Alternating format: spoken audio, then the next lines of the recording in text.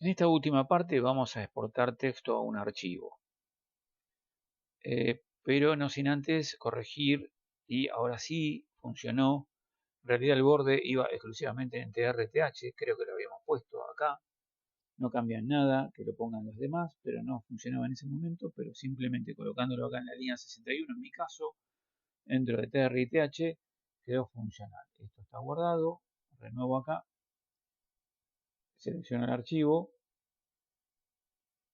listas CSV, abrimos y ahí apareció la división acá arriba como correspondía y el borde en todos los elementos.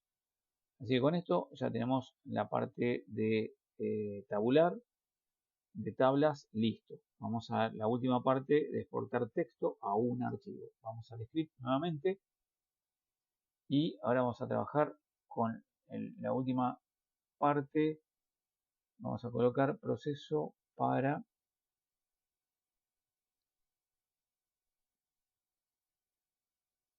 mayúscula,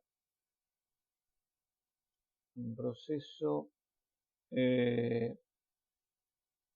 para exportar texto a archivo.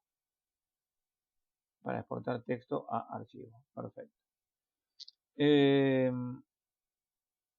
Bueno, vamos a hablar de algunas cosas y después traigo los textos que estaban comentados acá arriba, que sirven para este momento. Vamos a comenzar con la parte inicial, que va a ser nuevamente nuestro document.query selector, document.query selector de nuestro texto, id texto,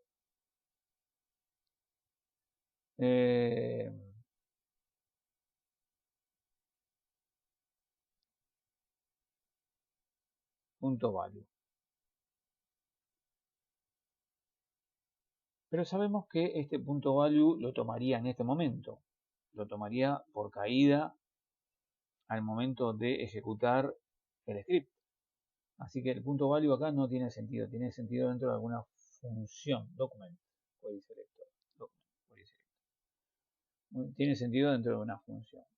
Lo que tenemos que definir es el botón, el set attribute del botón que no lo tiene. Entonces, document punto query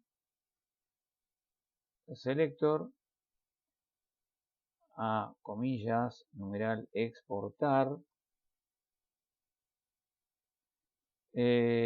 punto set attribute, y en el set attribute le vamos a poner que cuando haga on click, las diferencias que tenemos para actuar. Podemos actuar con set attribute, podemos actuar también con el event listener on click, y entonces acá vamos a ponerle que ejecute la función exportar archivo. No se escribió nada. Exportar archivo. Entonces va a ejecutar esa función. Epa. Voy a quitar esto por ahora porque por ahora no se va a ver nada. Así podemos trabajar tranquilamente acá. Y se ve claramente el código. Entonces, cuando se le haga clic, que va a ser en el momento después que escribió el texto, entonces va a llamar a esta función. Así que tenemos que declarar la función. La función va a ser exportar archivo, y como parámetros no tiene nada. Lo va a tomar directamente de la interfaz. Muy bien. Ahora sí, queremos, al momento que se le hace clic al botón exportar, recuperar el contenido del input text, que es texto. Así que control X acá y lo pegamos acá. Muy bien. Vamos a asignar en una variable el nombre archivo que vamos a generar. Nombre archivo va a ser igual y vamos a ponerle texto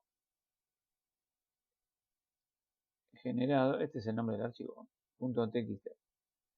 Texto generado .txt, es decir, lo tenemos en una variable. Para ver si esto está funcionando, si querríamos corroborarlo, tenemos un console log y le vamos a poner estoy en exportar. Entonces, para asegurarnos, tranquilizarnos y ver si estamos entrando acá, esto lo guardamos, nos venimos acá, vamos a habilitar F12, lo voy a maximizar esto para verlo bien. Voy a apretar F12, estoy en exportar. Opa, ya está directamente en exportar y todavía no le hicimos clic en exportar. A ver, acá hay algún inconveniente.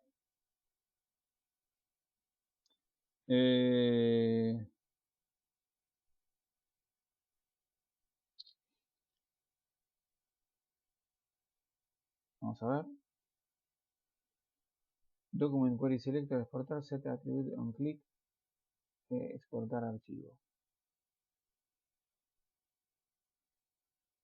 Exportar archivo está cayendo directamente en exportar archivo. Y no tendría que caer ahí. A ver, vamos a ver cómo quedó nuestro elemento dentro de la div contenedor para ver si ya tiene el set attribute, que seguramente lo tiene. Vamos a ir al último artículo. OnClick undefined. Acá encuentra que el OnClick tiene un undefined. Está mal el nombre de la función.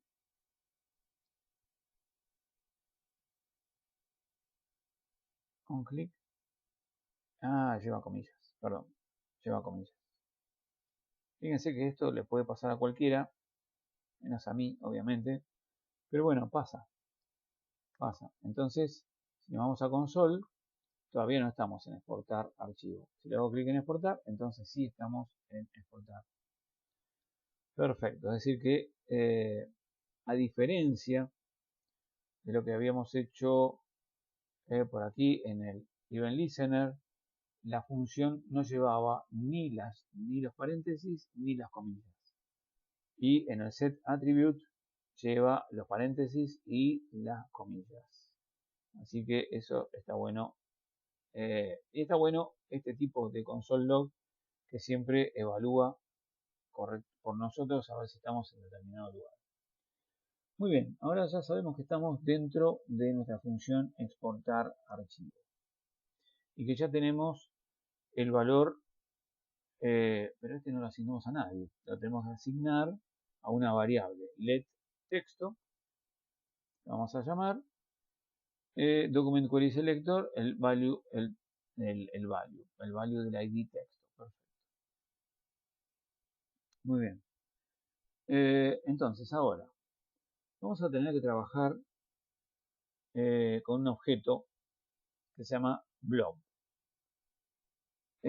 Para ello traje este texto que estaba acá, que habla de un objeto blob.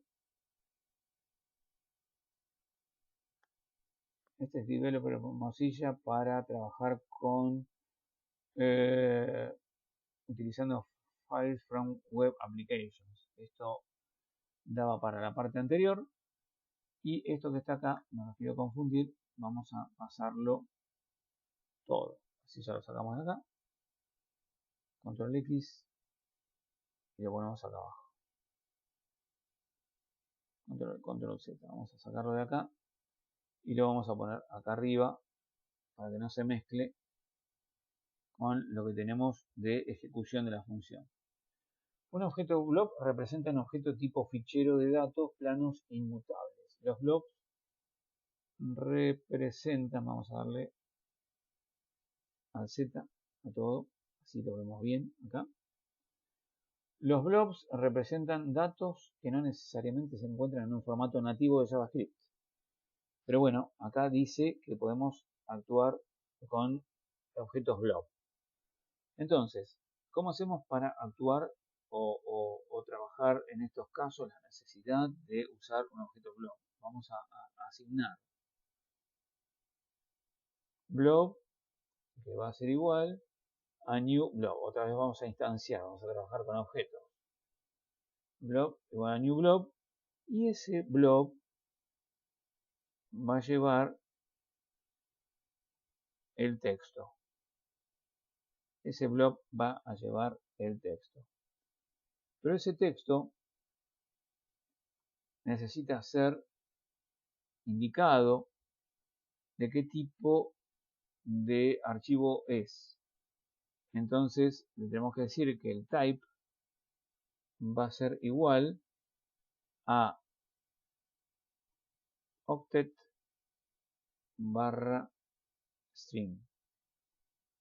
Octet barra string. Cerramos la llave, ya está cerrada, cerramos el paréntesis y ponemos el punto y coma. Con esto estamos creando o generando un objeto blob. Dijimos acá que el objeto blob le representa a un tipo de fichero. Y vamos a acompañar con esto. Los main types, es decir, multipurpose Internet Mail Extension, extensiones para correo Internet multipropósito, son una manera estándar de mandar contenido a través de la red. Nosotros queremos mandar contenido a través de la red, ¿no es cierto? Porque lo estamos haciendo en el navegador, que interactúa con la parte web, y queremos guardar contenido a través de la red en nuestro disco local. Entonces necesitamos para ello el archivo tipo blob. Los tipos MIME especifican tipos de datos, como por ejemplo texto, imagen, audio, que es lo que vamos a transmitir. Los dos tipos fundamentales de MIME, hay más tipos de MIME, son importantes para la declaración. Y uno es texto plano, que podría haber sido este caso, y el otro es application de tipo octet string, que es para los demás casos. Es decir, si no sabemos el tipo de contenido que va a traer, podemos establecerle como tipo octet string. Perfecto, con eso ya está definido el blob. Ahora, vamos a indicar, necesitamos indicar también una URL.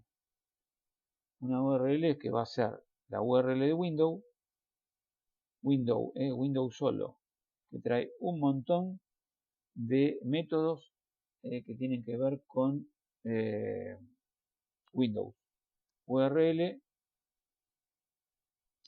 este va en mayúscula, URL, vamos a aprovechar, lo vamos a escribir de ahí, URL.createObject, con esto le estamos diciendo que vaya a crear el archivo URL blob con el tipo blob, y con el contenido que estábamos viendo recién. Así que todo esto está en una variable que se llama URL. Esto nos va a servir para efectivamente, esto todavía no se produce dentro de nuestro disco local. Entonces, simplemente son parámetros que vamos a necesitar para luego ejecutar la acción. Para eso, para ejecutar la acción, vamos a lo que se llama crear un elemento que va a servir de enlace.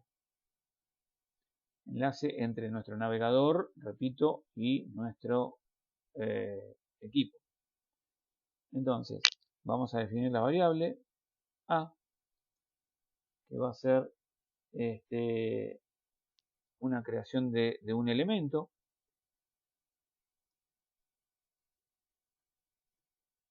Create element. Y vamos a crear un elemento, a ver, entre comillas, vamos a poner A. Entonces, A va a servir para crear el elemento, es decir, ese elemento ya está definido, crea el elemento A. A le vamos a decir que le asigne como href, como dirección de referencia, la URL. Y ahora sí vamos a indicarle que cree un archivo con la propiedad de download. Así que vamos a poner a.download. Entonces, que cree el archivo. Nombre archivo, perdón. El archivo con el nombre que establecimos arriba.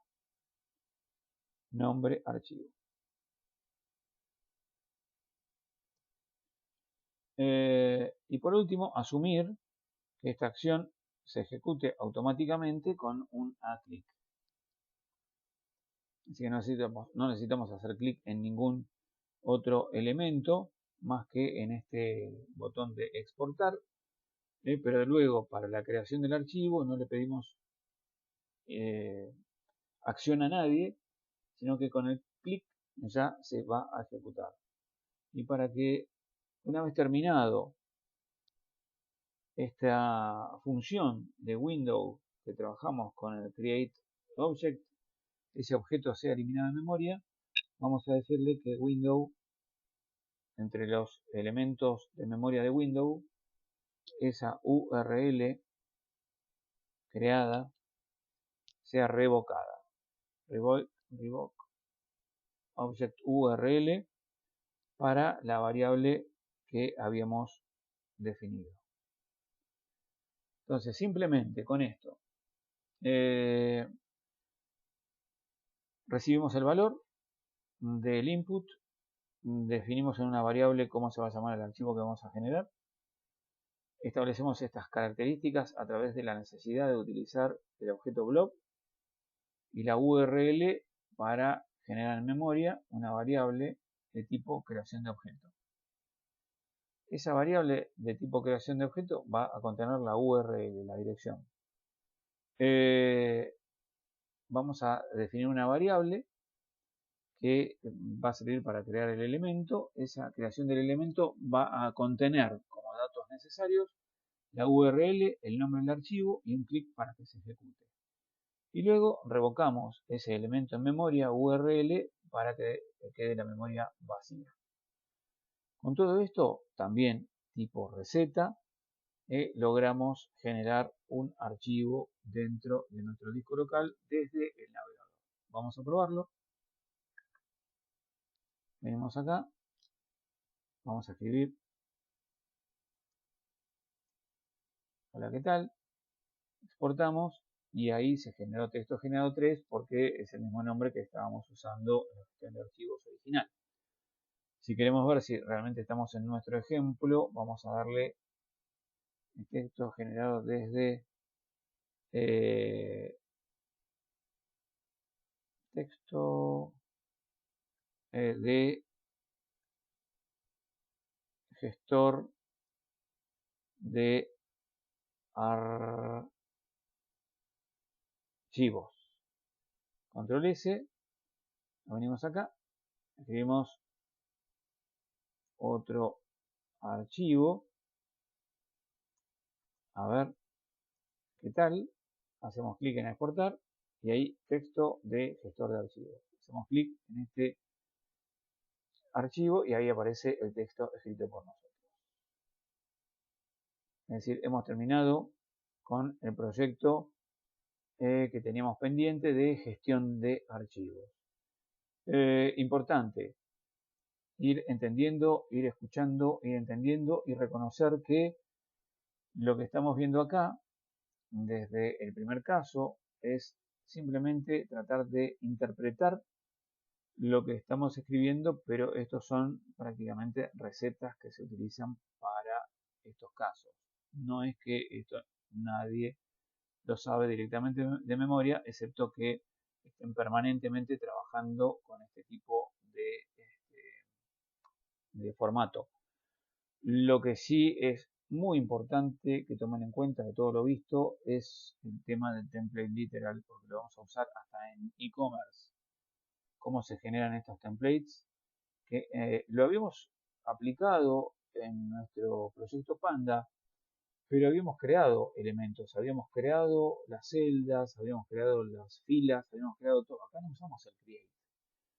Acá directamente trabajamos con este template literal para generando una plantilla primero, después volcarlo en el HTML de esta manera y quedando establecido dentro del HTML en modo automático. Entonces, a ver si a nivel de elementos, vamos a ir a los elementos, vamos a venir acá al segundo artículo que tiene la división. Vamos a abrir un poco más esta parte de abajo. Y si ahora cuando acá hacemos clic en seleccionar archivo, vamos a prestar atención a este último artículo. Perdón, vamos a cancelar esto. A esta div que está acá con tabular, que es donde se tiene que cargar la tabla.